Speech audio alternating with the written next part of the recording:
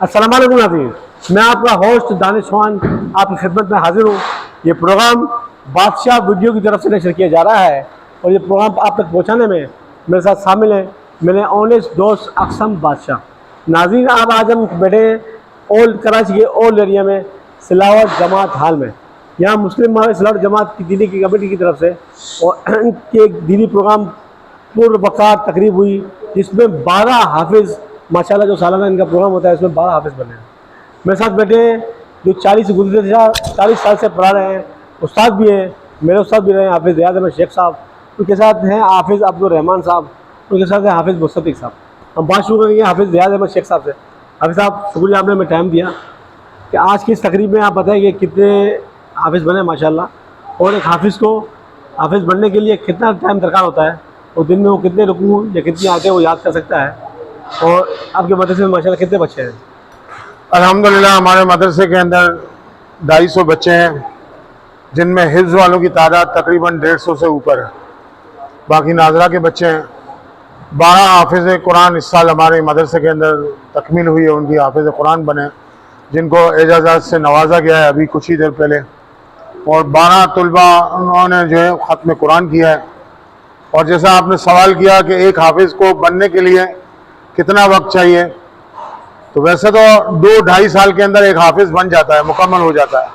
लेकिन ये कि अगर थोड़ा जहन और अपनी मेहनत थोड़ी कमी हो तो ज़्यादा से ज़्यादा 3 या 4 साल जो है हाफिज़ को लगते हैं बनाने में। तो अल्हम्दुलिल्लाह हमारी कोशिश है कि हमारे मदरसे के अंदर जितने भी बच्चे पढ़ रहे हैं और उनके वालिदैन उनको जो है बड़े शौक़ व ज़ौक़ से हमारे मदरसे के अंदर भेजते हैं, वो सब हाफिज़ कुरान बने। हमारे कुरान हज़रात, हमारी अपनी टीम अल्हम्दुलिल्लाह इस मदरसे के अंदर दिल व जान से जो है वो काम कर रहे हैं।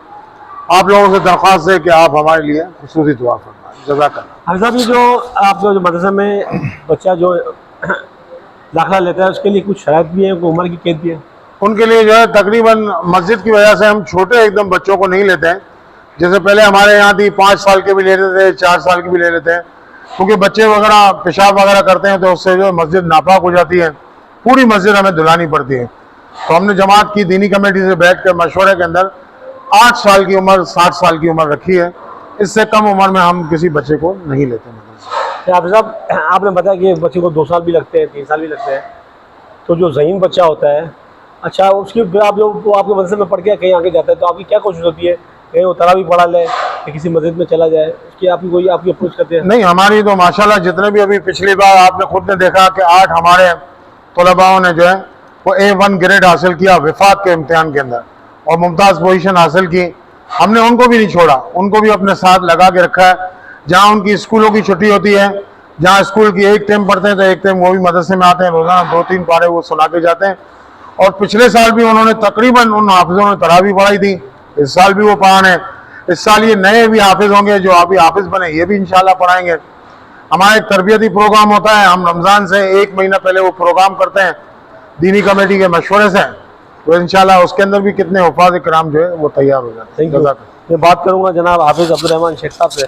हाफिज़ साहब, ये बताइएगा कि माशाल्लाह आप सुबह के वक्त भी पढ़ाते हैं, मैंने आपको देखा है कि आप माशाल्लाह मगरिब के बाद भी पढ़ाते हैं और इशा के बाद भी बच्चों को पढ़ाते हैं। तो जब मदरसे की छुट्टी हो जाती है उसके बाद ये 2 जगह पढ़ाते हैं, अच्छी बात है, इसकी वजह क्या है? बिस्मिल्लाहिर्रहमानिर्रहीम। दानिश चौहान साहब ने सवाल किया है कि आप मगरिब के बाद भी और इशा के बाद भी, ये अल्लाह ताला का फ़ज़ल है कि अल्लाह ताला ने हम गुनाहगारों को ये सआदत बख्शी है कि हम कुरान मजीद को अपने मदरसे के औकात के अलावा भी पढ़ाते हैं। इसमें ये है कि जो मगरिब के बाद की पढ़ाई है उसके अंदर हमारे जो तलबा इकराम हिफ्ज़ करते हैं उनकी सबक की दोहराई के लिए मगरिब के बाद हमारे जितने भी मदारिस है हिफ्ज़ के, तो वहाँ मगरिब के बाद वहाँ पर बाकायदा बच्चे हमारी निगरानी के अंदर सबक याद करते हैं।